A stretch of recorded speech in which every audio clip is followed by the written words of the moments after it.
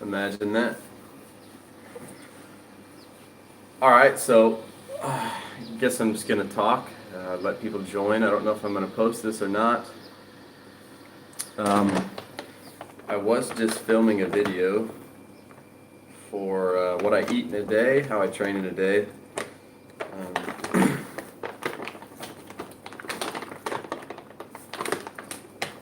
So,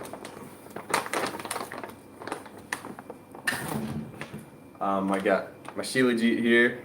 I got protein powder. I got sugar. And I've got salt. And this is what I just consumed for my breakfast, along with some water.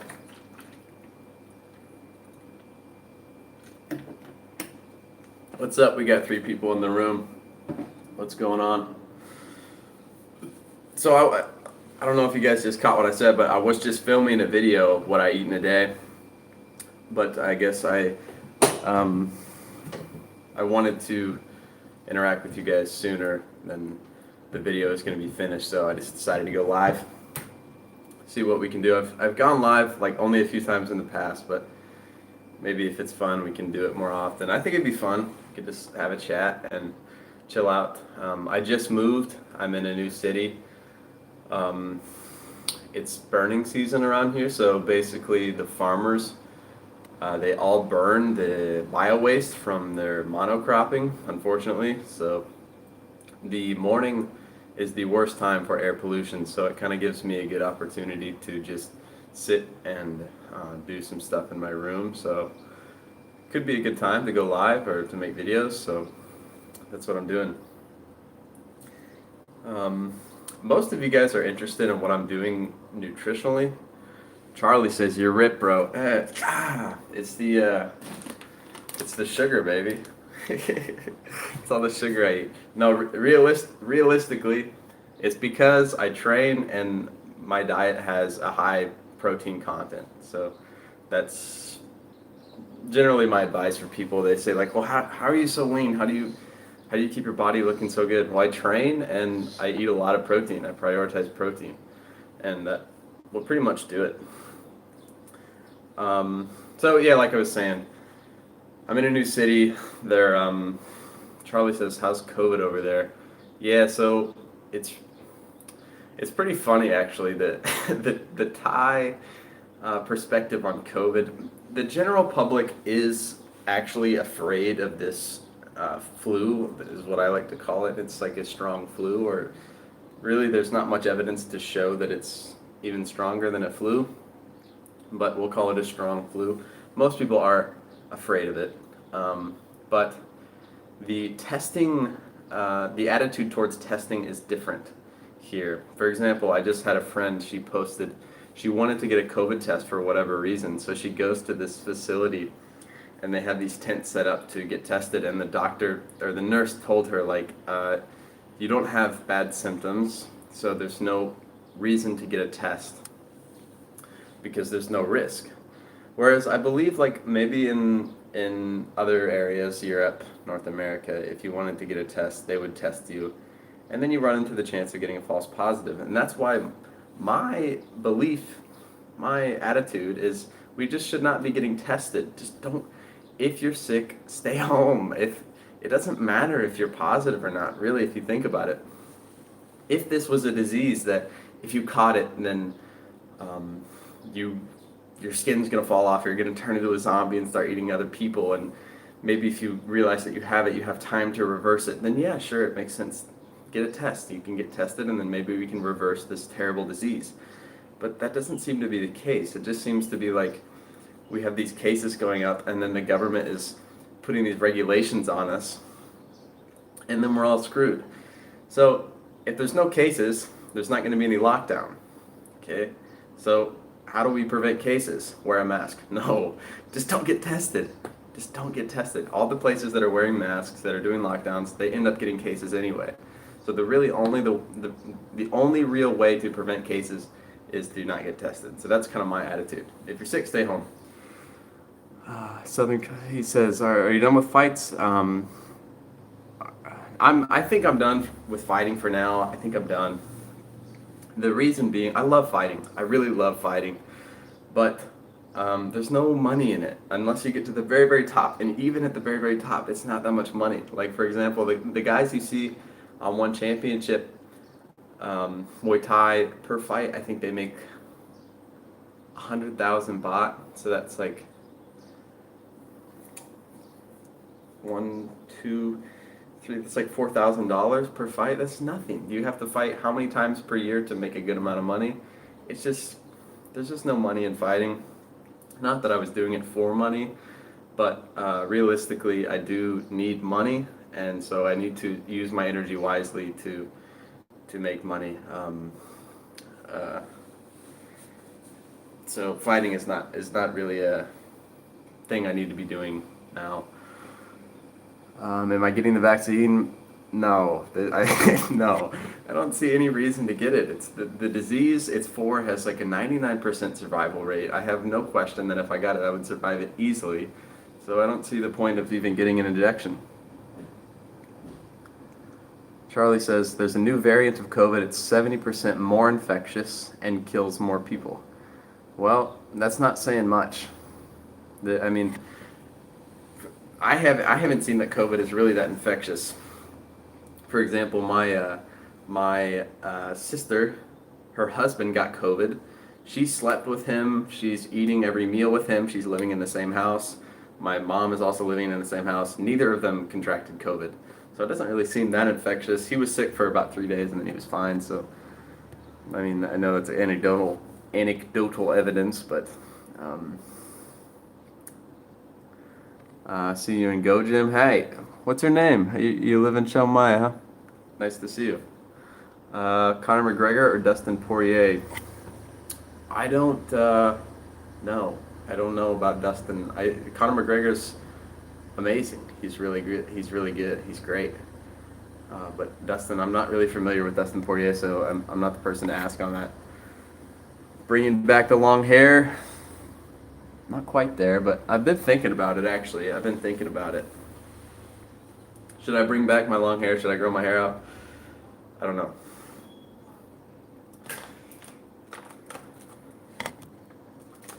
All right, we got a Chiang Mai. We got a Chiang Maiian. So my diet, guys, it's quite different than it was last time I posted. I'm eating a lot more carbohydrates. I'm drinking coffee more frequently. Not even every day. I would like to have it every day, but sometimes it's just not convenient.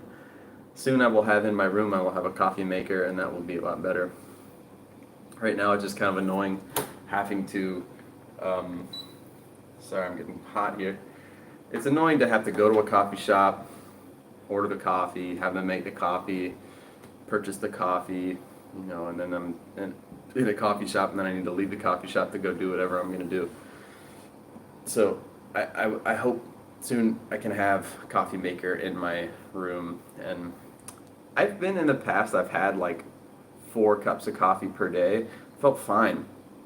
A lot of people talk about coffee withdrawal, coffee addiction. I've never experienced that. I've never had it. I've had, like I said, 4 or 5 cups of coffee every day, and then quit cold turkey and had no problems. So I think coffee's great. I feel good when I drink coffee. I feel more productive when I drink coffee. And so yeah, I've been drinking coffee. Earl Sweat says, are there many MMA and BJJ gyms in Thailand? Compared to where? I mean, yeah, probably density-wise, there may be more than America, but no, there's not. There's only going to be a few per major city here, because Muay Thai is the sport of Thailand. They love Muay Thai. MMA and BJJ have been brought here by Westerners, so it's not that popular. There are gyms here. You just have to find major cities, and then you have to find the biggest gyms in those major cities usually. Sometimes you'll find a gym that specializes in just BJJ or something like that. There are some of those gyms. I know up in Chiang Mai, There's like pure grappling. There used to be another one, Chiang Mai BJJ, something like that. But no, there's not very many. But there's Muay Thai gyms in basically every town, even like a small town like I'm in right now. It's gonna be a Muay Thai gym because it's just the sport here. Everyone does Muay Thai. Not everyone, but everyone knows Muay Thai at least. So MMA and BJJ, I think young Thai men are getting interested in MMA and BJJ, which is cool because I think it's a cool sport. It's a well-rounded sport. Muay Thai, Muay Thai is awesome. There's so much culture and tradition in Muay Thai that I find really cool. Excuse me. But unfortunately, there's some things that I don't like. The gloves, I don't like the gloves. The gloves didn't used to be a part of Muay Thai. They used to wrap their wrap their hands, in like hemp rope, and that was brutal, man. They would punch, and then you would just get cut really easy because your hands are tied up in this rope. I mean, it's basically bare knuckle, but if anything, the rope would make you get cut easier, I would think, than just bare knuckle. But it would add some protection, but it definitely wouldn't take away any of the damage that a knuckle would give, this hemp rope there.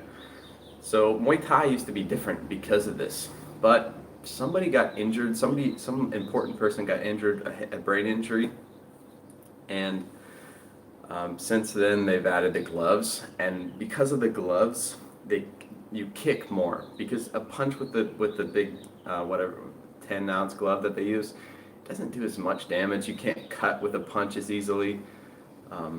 It's really hard to cut with a punch with gloves. You can't do it. This cut I have here is from a punch.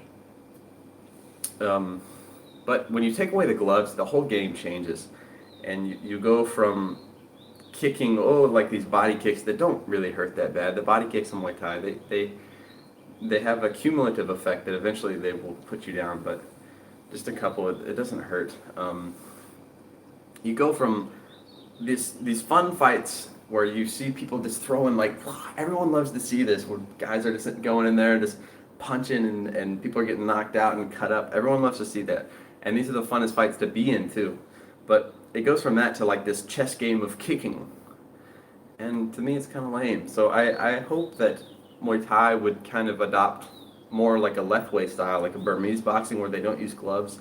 It's a more fun fight to watch, more punches. I just think it's more entertaining. Okay, how do I see what you guys are saying? Alright. How long does it usually take for your body to go into ketosis? Well, that depends on a few things. It depends on your metabolism. It depends on how much glucose you have stored. It depends on if you're exercising or if you're just laying down. Depends. You can just get into ketosis by eating like MCT oil, I think. I mean, if you just eat a load of fat, I think you'll get into ketosis pretty quick. Elizabeth Espinosa says, always nice to see you. Nice to see you too. Brandon, what's up, man? What's your record and how many amateur fights have you had? My record, so I had 7 fights. I won 3 fights. I lost 4 fights. So my record isn't that good. In Thailand, no one even counts the record. No, if you ask any Thai fighter, what's your record, they won't even know, because they just fight so much. And also the culture, the tradition, they don't care about winning or losing so much. It's about fighting, and you just fight, and it doesn't matter who it is. You just fight them, and what happens happens. You do your best. You don't say like, oh, I lost, oh, I won, oh, I lost my last match, or I lost my last match, so now I need to win, or I'm on a win streak, I'm on a lose streak. They don't really care. You just fight. Whereas in Western boxing, you pick certain matches so that you don't lose, and you try and build this good record to have underneath your name. It's not like that in the East. You just fight. And so when I fought, I would say every time I was less experienced than the person I was fighting. Except my first fight, it was both of our first fights, and we were both foreigners. So that was a different case. But every time I fought a Thai, the Thai definitely had more experience than me. So of course I was going to lose sometimes. And when you guys saw me, I fought on TV 3 times. Every time those guys were way more experienced than me. They just had, you can see it in the fights. They are just well, they're weathered in more. They know the game more than I do. It's hard to beat somebody when they have more experience than you. So my record is 3 wins, 4 losses in Thailand. Planning on traveling to Thailand soon. Just worried they're going to make vaccines mandatory to travel anywhere. I think they might, but I don't know. I don't think they will. I think it's unlikely that everywhere will because of the nature of the vaccine, how quickly it was made. It doesn't seem to be that much incentive to get the vaccine for most people. The people that you hear talking about it a lot kind of oversaturate the conversation. They're the loudest voices that you hear, people talking like, oh, the vaccine's great, blah, blah, blah, or on the other side, people saying like, don't get the vaccine. But I think the average person, they're kind of indifferent and they don't really care whether or not they get it. If it's offered to them for free, maybe they'll get it. So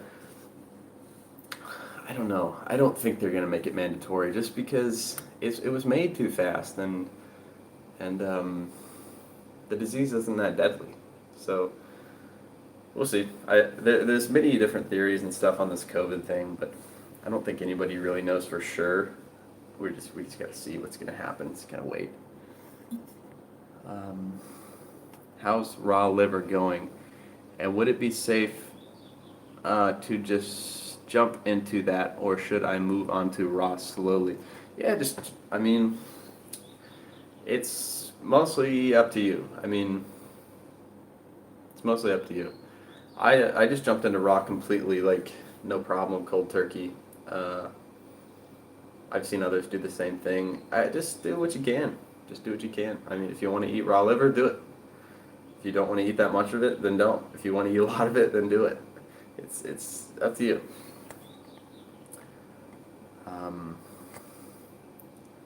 Sulak Manachai. Well, I thought you can speak Thai. พูดไทยได้ครับ แต่ว่าไม่รู้เรื่อง พูดไทยชัดได้ครับ พูดไทยชัด แต่ว่าไม่รู้เรื่องครับ. There's a Thai person in my chat and he's talking, can I speak Thai? And I told him, yes, I can speak Thai clearly, but I don't understand the conversation most of the time. If I'm with real Thai people and they're talking, maybe a little bit I can understand. เข้าใจนิดหน่อยครับ. I can understand a little bit, but not all. I don't understand. What do you think about vaccines? Vaccines, I don't think they're necessary for good health. I do not. I'm not convinced. Totally not convinced. You can look at them. I saw a really interesting video. It was Dr. Bruce Lipton, and Dr. Bruce Lipton was talking about how the, what's that organ that everyone gets removed? Tonsils. The tonsils, what their function actually is that when you inhale something or you ingest something through your throat, through your mouth, it will pass through your tonsils inevitably. And the tonsils actually scan this molecule that you've ingested and they send signals to your immune system telling your immune system how to deal with this molecule. It's a natural vaccination system, if you will. It sort of takes a small dose of what you ingest and sends it to your immune system, and the immune system says, okay, this is what we got, this is what we need to do to handle it. You can look that up. Dr. Bruce Lipton tonsils, that's probably enough. If you type that into Google, it will come up. So yeah, I don't know. The vaccinations, what I've seen in my life is that everybody goes to get a flu shot and they get sick after they get the flu shot. Tell me in the comments if you guys have also seen this, but this is what I've seen. My buddies are like, yeah, I gotta go get a flu shot, and then they show up the day after and they're like, I don't feel good. My muscles are achy. I feel sick and blah blah. I'm like, so you want to get this flu shot to avoid the flu, but it's giving you flu-like symptoms. I just don't see the point. Excuse my coughing. I think the air is kind of dry, and I'm not used to talking this much. What's your opinion on piss now? That's a funny question. You don't get asked that every day. What's your opinion on piss? I know there's uses, but I stopped when I changed my diet. Agenus woke me. Well, if you're thinking that Agenus was somehow against urine therapy, he was not. He did urine fast in the past, and he I think he said it's like drinking blood. It's like the same thing as drinking blood. Like you can do it without eating any food, and you won't lose weight. You won't lose much weight, which is not true. You will, if you do a water fast and you do a urine fast, you will definitely lose more weight on the water fast than you will on the urine fast. Absolutely. My opinion on piss, thanks for asking. Urine, the consumption of urine is useful basically only in a fasting context, is what I think. So I use it only if I need to do a fast. And the only reason I would need to do a fast is for some extreme health reason. Like if I got some sickness and I can't seem to work around it through nutritional means, or if it's for a spiritual reason inside of me. I feel like I want to abstain from food. I will use my urine to do this fast, and I think it's a good tool. I think it's a good tool because it makes it more gentle, but it doesn't give you any sort of outside gratification in terms of consuming something, or even something like salt water might give you, I don't know what I'm saying. You could also use salt water, but what I found is that urine is just a better overall tool. Like it's got amino acids, it's got the vitamins. When I drink my urine when I'm fasting, I don't feel the hunger anymore, and it makes the fasting a lot easier. But I still get the cleansing effect that the fast gives, and I also get this feeling of connection to God that I feel when I fast. This devotion, repentance. I feel these things inside of me when I fast, and I also feel this when I drink my urine when I'm fasting. I keep this feeling. So that's what I think. Urine is a good fasting tool. It's not necessary for you to drink your urine every day to be healthy. That's what I think. Unless you're vegan. Southern Comfort says, I'm so afraid of raw. Then maybe don't try it. I mean, you don't have to eat raw anything to be healthy. There's no reason for you to force yourself to do it. There might be a reason that you're afraid of it. It might be your gut biome telling you cannot handle this. Don't do it. There's no reason to do it if you don't want to do it. I think most people that do it are like naturally drawn to it. They like get very interested by seeing somebody else eat raw, and they're like, wow, I want to try that. Then okay, then you can try it, but you don't have to if you don't want to. Still here from the early, I am here, says I'm still here from the early raw primal vlogs. Really enjoyed it. What do you eat now? Well, I was just making a video of what I eat in a day, and what I just had for breakfast was, first I had some shilajit to get minerals in, some salt as well to get minerals in. I had sugar, pure white refined sugar, and about 3 scoops of protein powder, giving me a total of about 45 grams of protein. So my breakfast this morning is definitely not a whole foods diet. Basically everything I ate was a powder. So a little different than the past, huh? David says, I thought it was the appendix. I think you're referring to my conversation about the tonsils.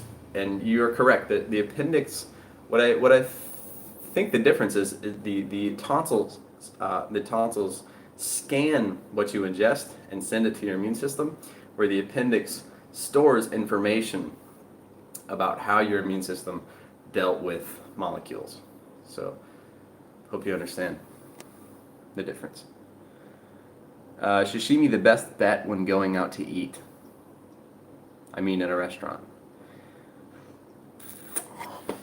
Well, I mean, it depends what else is available and what kind of sashimi. Like, if it's really crappy sashimi, like, I mean, a lot of fish is pretty toxic. Actually, it's pretty toxic, and you can even get into omega-3s. I've been learning about I've been learning from Matt Blackburn, and these guys like Adam Bergstrom that omega-3s really are not all they're hyped up to be. In fact, they can actually be damaging. So, fish isn't really that good of a food, I think. So. Sashimi, it's enjoyable, it's nice, but I don't think it's the healthiest possible thing you can eat. I mean, if you had an option of like a grass-fed steak versus sashimi, obviously the grass-fed steak with a potato or an organic potato or something, that would definitely be a better choice in my book. So,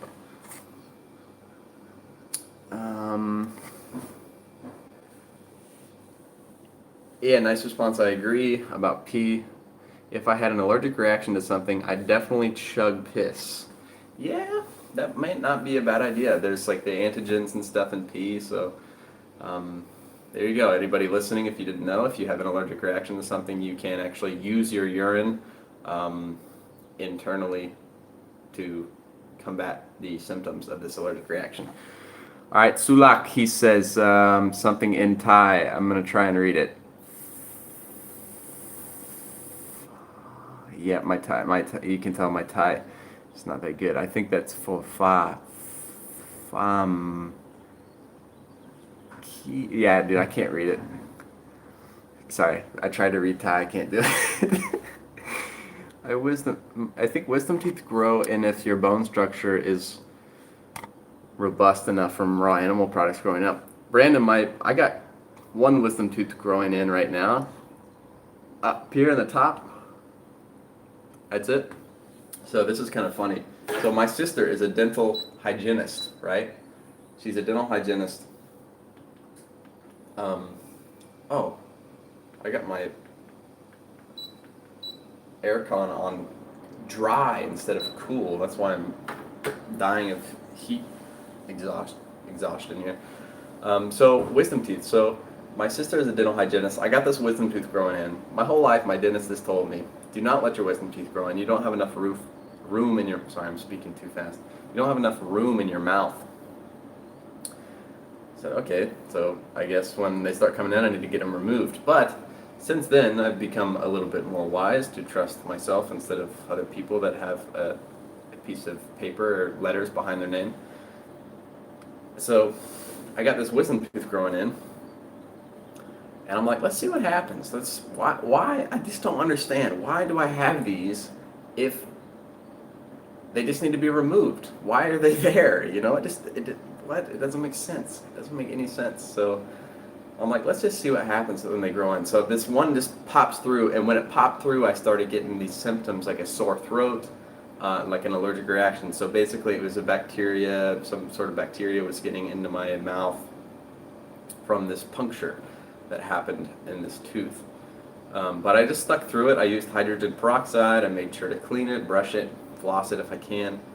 And then it went away. And since then it's poked through on the other side. So it's poking through, but I've had no pain. And so I just don't see any reason to get it removed if there's no pain, if there's no bad symptoms.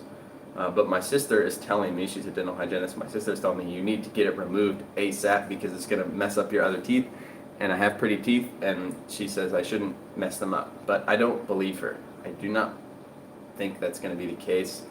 And if it is, if I start getting pain, I'll get it removed. But if not, I don't see any reason to get it.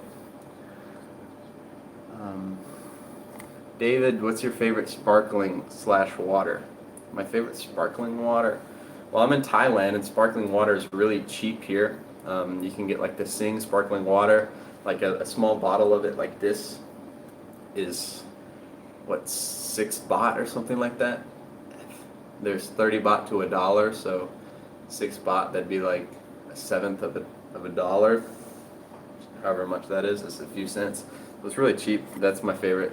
Plus, if y'all ever come to Thailand, try the sparkling water. It's intense, man. They don't play around. They ain't joking with the sparkling water. I'm telling you, it's serious stuff. Got some kick. Here in Canada, everybody praises fish. Yeah. I don't know. I mean,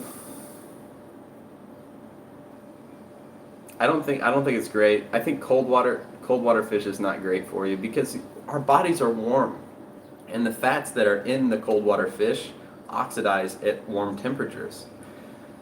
So you're putting the fat into your body that's made for cold temperatures, and then you're putting it in your body and it's coming to a hot temperature, and then it's going to oxidize. So I don't really see how that could be beneficial. I don't really see it. But what do I know? Yeah, no problem. No worries. Southern Comfort. How old are you? I am 23 years old. Born in 1997. Sulak. Well, I hope to see you again at Go Gym. See you there. I'm not in Chiang Mai now, Sulak. I am in Tak. So I won't see you there soon, but maybe sometime in the future. Southern Comfort. What's your cheat meal? My cheat meal. I don't really have cheat meals, man. I don't know. Like last night, I went out to a pizza restaurant with my girlfriend. We had a small pizza. I mean, that's not really that uncommon for me. Let's see, what would it be? A donut. That's maybe my cheat meal. I really love donuts, but it's hard to find donuts that are not fried in vegetable oil. And vegetable oil is my number one food that I avoid. So maybe it would be a donut. I will not eat vegetable oil. It's easy for me to avoid vegetable oil unless it's a donut. Then I'm a little bit more tempted. Rhonda Drury, soda water in Thailand is amazing. That is truth. Straight from my mom. I had pain with my wisdom teeth, but it went away after around a week with every wisdom teeth. So, David, how many wisdom teeth did you have come in? Did you had all of them? Yeah, that was the same. I had. It wasn't really painful. Like my gums were tender a bit, but it wasn't bad. I just had the infection, like a allergic symptoms, and then that went away about after a week. Sulak, also 23 years old. Right on. You're my brother. You're a man, yes, Sulak. Sulak Menachai. No, maybe you're a girl. Sorry, I can't tell by your name. I don't know the genders of Thai names. What are some oils to recommend? Some oils. So I don't know if you mean like to put on your skin or to eat. Generally, an oil is going to be a fat, right? So fats, pretty much the rule is that if it's from an animal, it's going to be better than if it's from a plant. Coconut oil is good, olive oil is good, but otherwise you want to really stay away from from plant oils because they're higher in unsaturated fats, unsaturated fatty acids, and these oils oxidize under light heat, oxygen, which is hard to avoid in the human body. So what I like the most is fat from grass-fed beef. That's the best. That seems to be the best. When I eat it, I feel great. Butter, I mean, similar. Grass-fed butter is similar to grass-fed beef fat. So grass-fed butter is amazing. Grass-fed beef fat's amazing. Grass-fed suet, tallow. These are really good things. You can put this stuff on your skin and it makes it feel amazing. You can eat it, you feel great. It's medicine. It's really good stuff. It's gold. 3 wisdom teeth. All I grew on primal diet when I was 21, 22. Interesting. So you went on primal and then you just had teeth starting to grow. Just growing extra teeth like a shark. My Thai names, it's man, not female. Okay, so Sulak is a man. Confirmed. Puchai. Ben Puchai Hab. And it says nice David. Yeah, that's pretty cool that you had 3 wisdom teeth come in when you change your diet. There is definitely teeth. I heard on a podcast something like it does matter to an extent. Like you get stuff on your teeth and then you need to brush it off and get it off, right? That does matter, especially flossing. I think this really matters. But if you think about it, the teeth are grown from inside and they come out. So there is definitely a lot of it has to do with what's happening inside of you. It's an endogenous process. The health of your teeth really is. And like you talk to some dentists nowadays and they tell you like, well, you need to brush your teeth, you need to do this, you need to take care of your teeth, because the teeth are the health of the tooth is a reflection of the health of the body. Well, it goes both ways, right? You can't just eat crap all the time and not take care of your body and then expect to have healthy teeth, because if your body doesn't have the minerals to repair your teeth, to grow teeth, to maintain teeth, then you're kind of wasting your time with all this tooth care. I think it goes both ways, though. I think you can't totally ignore your oral care, and I think you can't totally ignore your body care. So you have to look at both to have optimal health. Buffalo or bison meat is getting really popular here. How about Thailand? No, buffalo. I don't know what you mean by buffalo or bison. Yeah, so buffalo and a bison is a different thing, especially in Thailand. A buffalo is more similar to a cow. It's like the one with the big horns and it's black, a water buffalo. They've been eating buffalo in Thailand for probably thousands of years. Maybe not thousands, I don't know, maybe thousands. So it's not the new thing here, but there's no bison here. I think it's too hot. I don't know how bison would do here. Maybe they could survive. I don't know. I think bison is great for North America. I think there should be bison everywhere in North America. We should have more bison. There needs to be more young men and women starting farms in America with cattle, bison, putting them on the land, because I think that will repair the soil, which needs to be done, because if the health of the soil continues to degrade, then we're screwed. If you don't have soil, you don't have anything. You can't really grow food, you can't do nothing. So you need to repair the soil, and I think the best way to do that is with pasturing animals such as bison.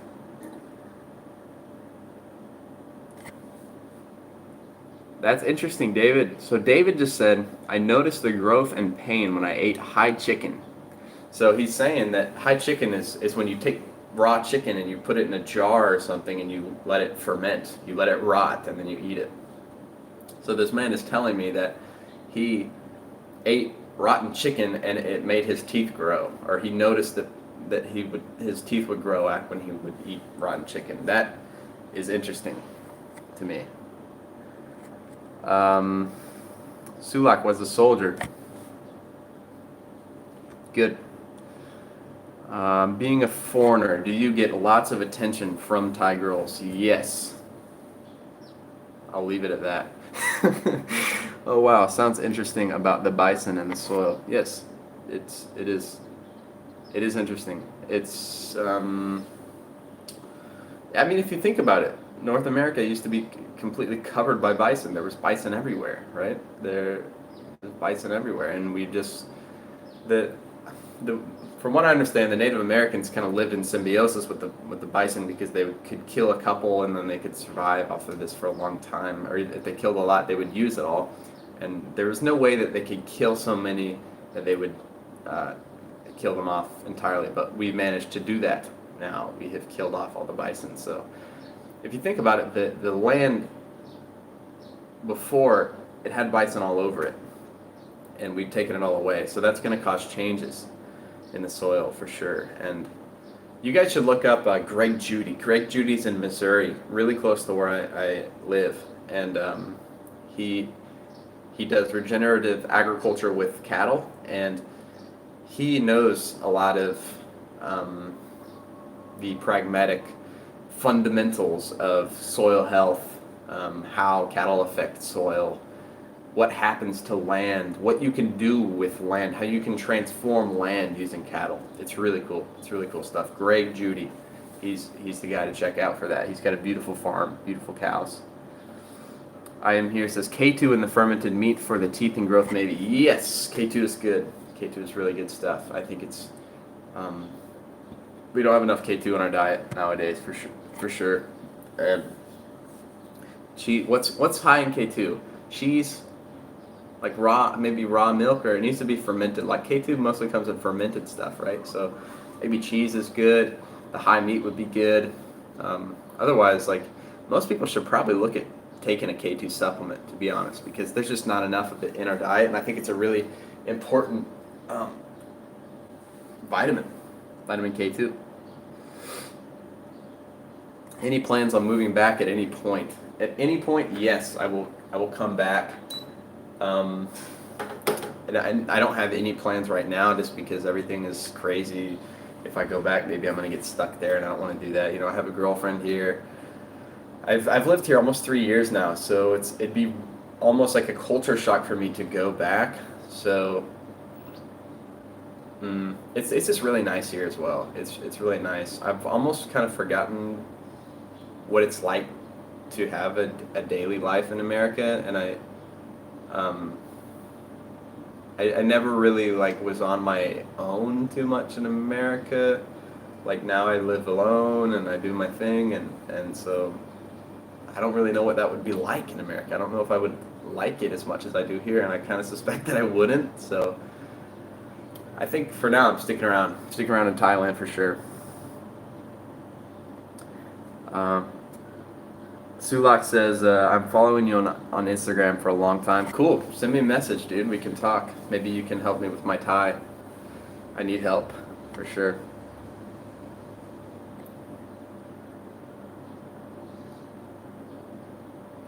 If you guys don't follow me on Instagram, you should if you want to see more of my content, because I'm posting more frequently on Instagram. I post stories.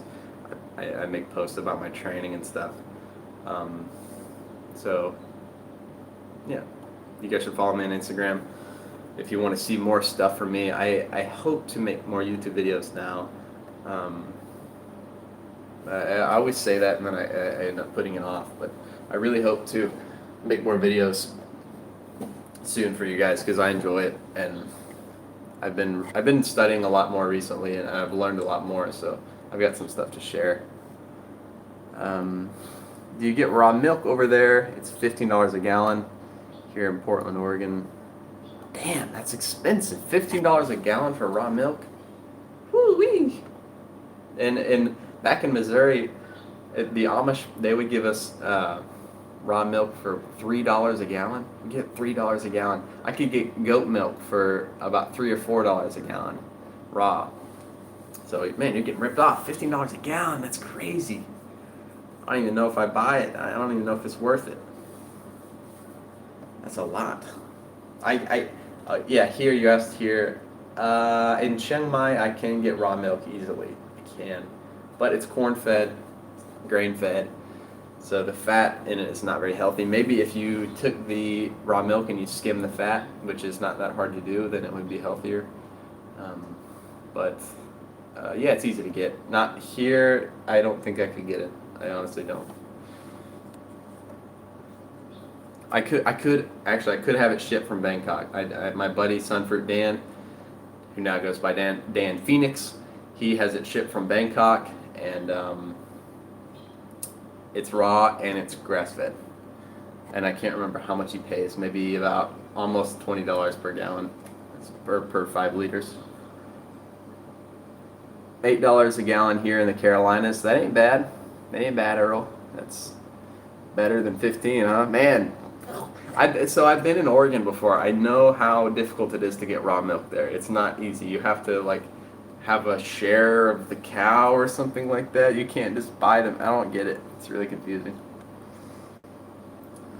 I'm trying to be a farmer now. The average age of a farmer is 65. Wow, that's high.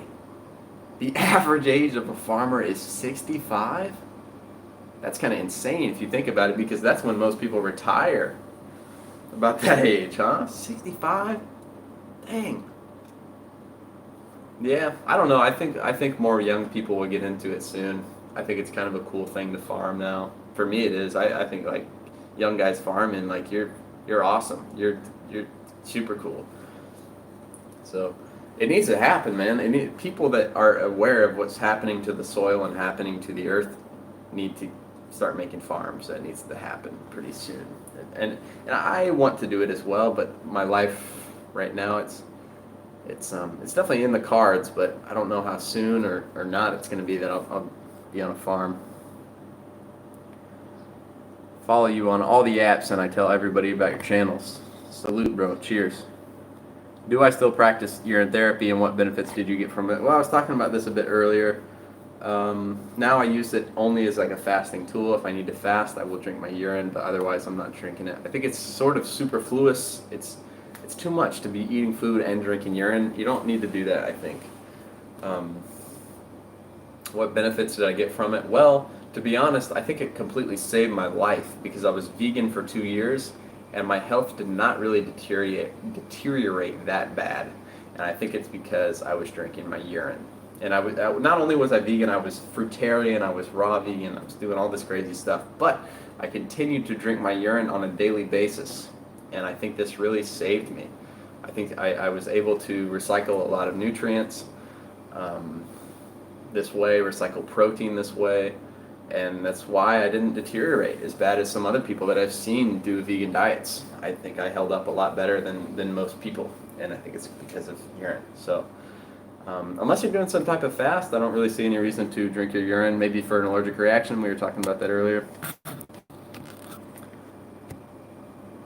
24/7 milk stations all over Germany, €1 per liter. A euro is like more than $1, right?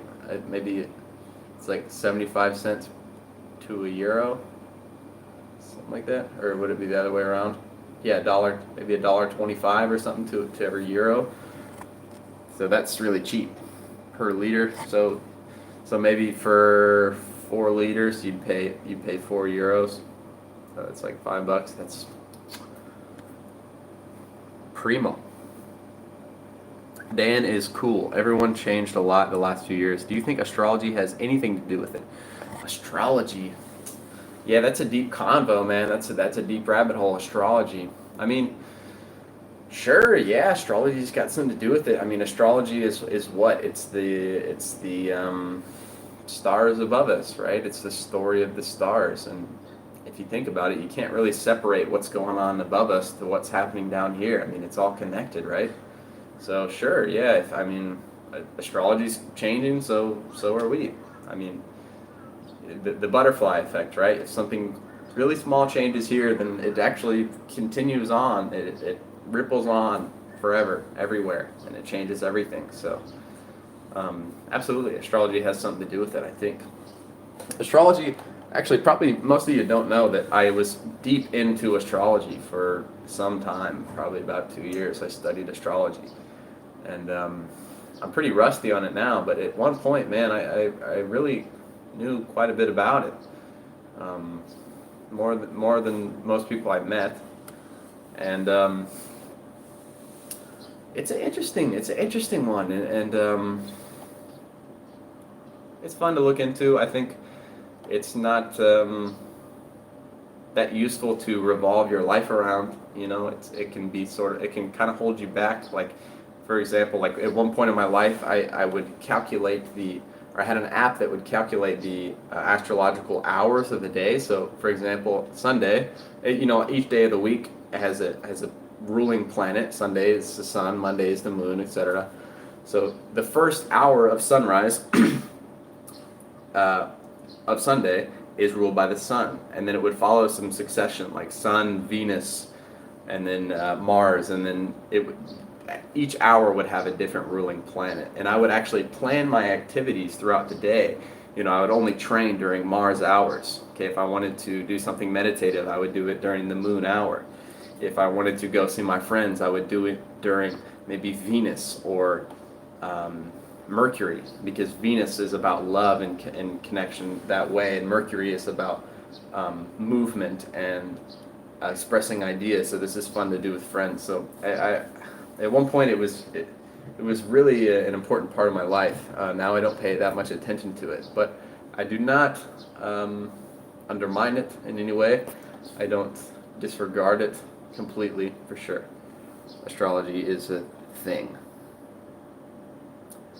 $10 in New Hampshire. NH, right? New Hampshire. $10 a gallon for raw milk in New Hampshire.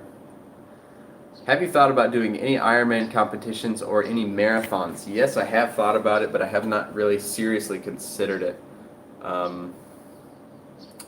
Yeah. It's just, I don't know, marathons is kind of boring, just running. I would be more interested in doing something like a Spartan, like a climbing and crawling and maybe fire carrying something. I don't know. That seems like more dynamic, more interesting. Marathon's cool though. I mean, it's brutal, man. You're just running for that long. That's crazy. Look up the Tarahumara, man. What is the world record for the Tarahumara? It's a tribe in Mexico. They're famous for running long distances. They ran something like 700 kilometers in 48 hours. That's like a 6-minute mile continually for 48 hours. That's insane. That's just nuts. So I think the human body has great potential for running, and it's a good thing to do. Sulak says, your girlfriend can help you speak Thai, but I'm not really speak much Thai. I speak Chiang Mai, so you speak Muang. It's funny, so Thai in Thailand there's different dialects, right? They all speak a central Thai, which is like Bangkok central Thai. This is Thai language. But in Isan, in the eastern part, they speak Isan. In the north, they speak Muang. In the south, they speak like a southern language. But somebody from the south and somebody from the east can speak Thai, and they both understand. But if they speak their native languages, they maybe understand just a little bit or not much. But in the north, it's called Muang. They speak Muang. Muang means city. What's funny is that people that live in the city don't speak Muang much. But it's called Muang. It's called city. People that live outside the city speak Muang. So people from outside the city speak the city language. It doesn't make any sense. I don't understand why they did that, but it's kind of funny. Is $10K enough to live comfortably in Bangkok for a year? $10,000? To be honest, no. That's not enough. You could do it, sure, but you're not going to live comfortably. I mean, $10,000 for a year? 1,000? No, that's just not enough. That's just not enough. Yeah, no. Maybe half a year.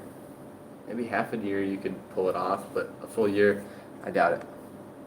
I mean, you could take that $10K and you could invest it somehow and do something like that, but just having the $10K, no. Weird question, but drinking alcohol, is tequila better than vodka or gin, or does the tequila have to be blue agave? So what are you asking? Tequila is better than vodka or gin. I've heard before that tequila is the only alcohol that doesn't involve some sort of cooking process. So that's interesting. I think that any clear spirit is going to be good. Probably good. My favorite alcohol, the alcohol that I like to drink is here in Thailand. It's called Yadong. Yadong. Ya means medicine. Dong is like pickle, to pickle something. So it's like basically they take rice whiskey, like a really high proof rice whiskey, and it's really like vodka. It's really like rice vodka, and they put flowers and herbs and wood and fruit, and they pickle it. They marinate it in this alcohol, and it's really wonderful. It's like a whiskey, but the whiskey, it's diluted too, so it's only about 28% alcohol, but it's really good. It's really good. It's super smooth, and the effects, I think from the herbs and stuff they put in it, the effects, you get like real warm, and I feel, I don't know, I just feel great when I drink this stuff. So, and I've never had a bad hangover from it. I've never thrown up from it. I've never had a really bad hangover. So that's my favorite alcohol. So I don't know. You hear a lot of people say like Carnivore MD, Mr. Paul Saladino. He says like clear spirits are the best, but I don't know. I've had nasty hangovers from vodka before, and then I drink this real dark spirit, and I have no problems. So I don't know if that's true all the time. Can you do more what I eat in a day videos? Yes, I can. I was actually making one today, so look for that. Is it hard to work in Thailand with the language barrier, and what's your dream job? I mean, you can be a teacher. You can be a language teacher here, so that's okay. I mean, almost everything is a bit more difficult here because of the language barrier. I mean, if you want to order food, it's not as easy because you can't just be like, hey, can I get one of those? You have to, like, you know, use more body language and point to something on a menu. Like, everything is more difficult here. Everything is more difficult if you can't speak the native language. Um, but it's not impossible. I mean, it's not impossible. Everything, you can do it. Um, Being a teacher is a great um, job for native English speakers. It's not easy. It's not an easy job because the best part about teaching is interacting with the kids. I've done teaching in Thailand before. The best part is playing with the kids. It's so fun. It's being with the kids and talking to them and watching them and playing with them. It's so fun. Teaching them is the worst part. You have to teach them this curriculum. You have to teach them this certain set of things, and you have to make lesson plans, and you have to get their attention. Hello, pay attention to this boring stuff. It's really hard. It's really, really hard, and it's not fun. It's not always fun. But just being with the kids is really fun. If you could find a good gig that's more like some things are more relaxed. Some jobs are more relaxed. It's not so much about teaching. It's just about hanging out with the kids and interacting with them, and hopefully they pick up some English. If you can find something like that, it's a lot easier than working at like a government school or something where you have to test them and give them this curriculum. It's really hard. Bangkok is expensive if you want to live. Yes, this is coming from a Thai person. Bangkok is probably the most expensive place in Thailand. Maybe not. I mean, some maybe like Hua Hin. No, it's probably not more expensive. I don't know. Bangkok's probably the most expensive, yeah, for rent, food, stuff like that. I mean, not to say you can't find cheap stuff, but what a dollar gets you in Bangkok versus what a dollar gets you in, say, Chiang Mai or like where I am at, then there's no question. I hate sounding like a broken record with you. When I get the money, you are who I'm going to for an eating plan. Right on. Sounds good, man. Sounds good. Yeah, so I'm still doing coaching for people. I've over the last 2 months, I've really been reworking my understanding of nutrition. Not entirely, but I've been adding different elements to it. And so what I would have a person do to lose fat now versus what I would have had them do when I first started my fat loss coaching business is a bit different. It is a bit different. So I'm excited to add these elements to my business and see what kind of results I get from people. So if you're watching and you want to lose fat and you're not sure how to do it, if you tried to do it in the past and you failed and you just kind of get frustrated and discouraged and haven't had much success, I do a fat loss coaching business. So you can send me an email. You can find my email on my YouTube. You can message me on Instagram, and we can get that fat off of you for sure.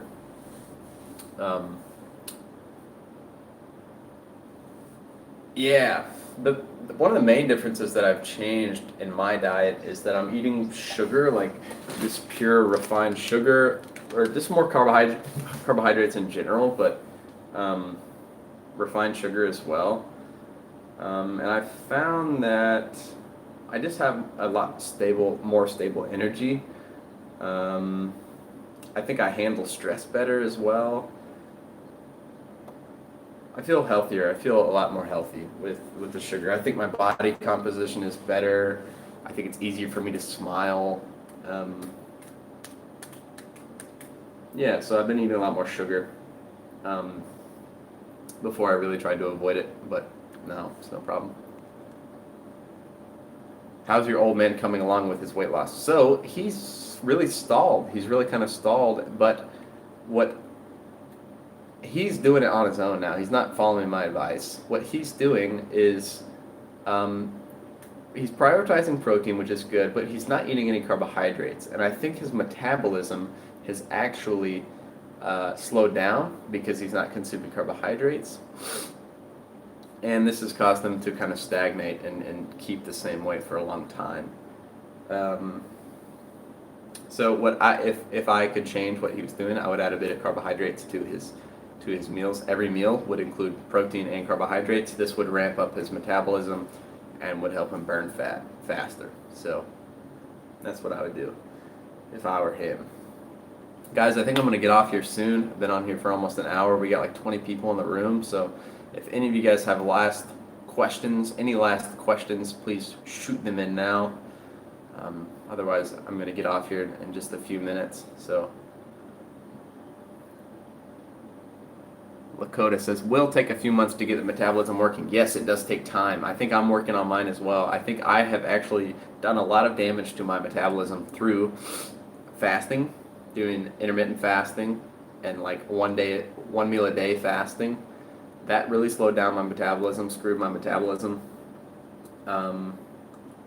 Also, by doing keto and zero carb, I think this also really screwed my metabolism up. So I'm repairing it now. But the way you can repair, a great way to repair it is dairy. I mean, animal protein and carbohydrates every meal, frequent small meals, will ramp the metabolism up pretty fast. Thanks, Daniel. No problem. No worries. Happy to be here. No longer carnivore.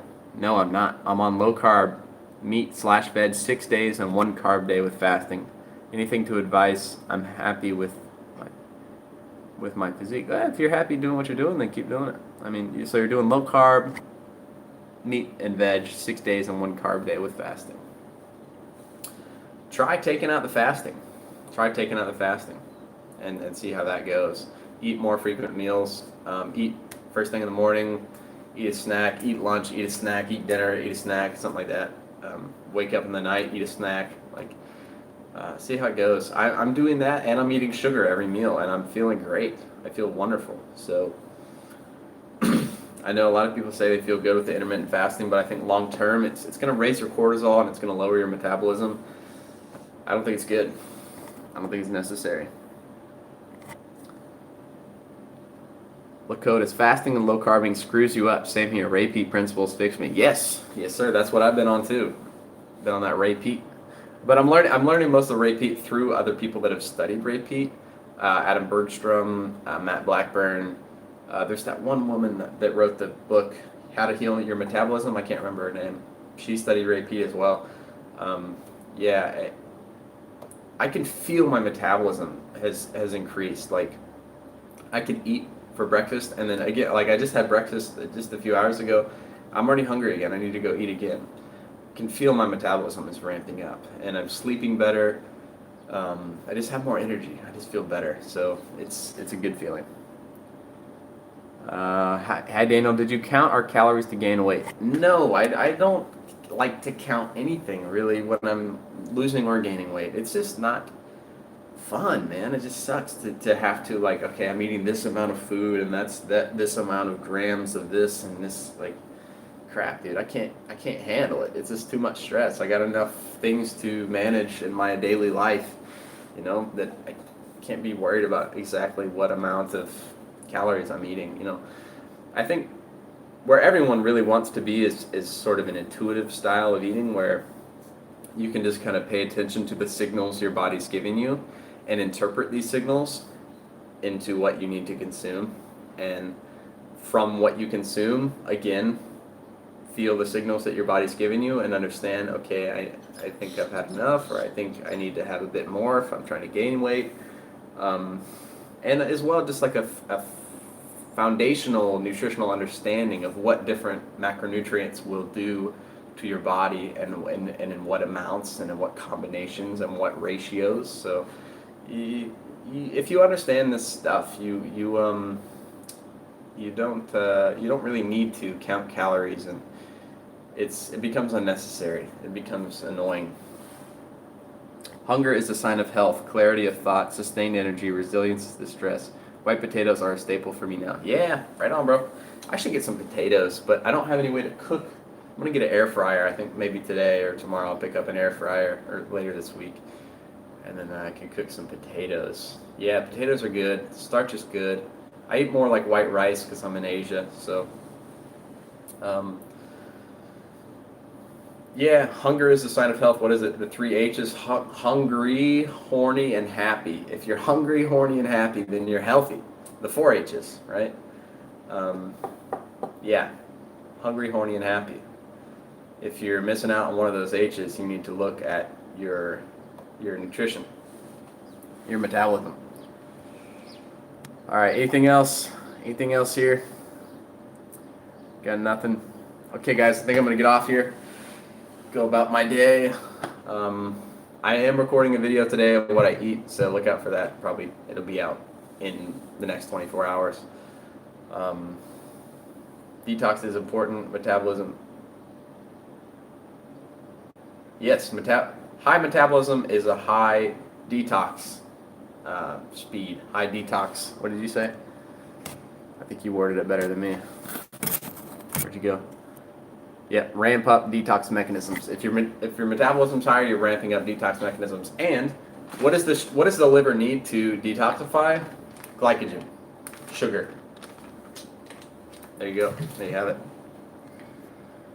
Thanks for our videos, Daniel. Keep on sharing. Will do, sir. Hope everyone has a good day. And otherwise, we'll see you in the next one. Maybe I'll go live again tomorrow. Who knows? See you. Goodbye.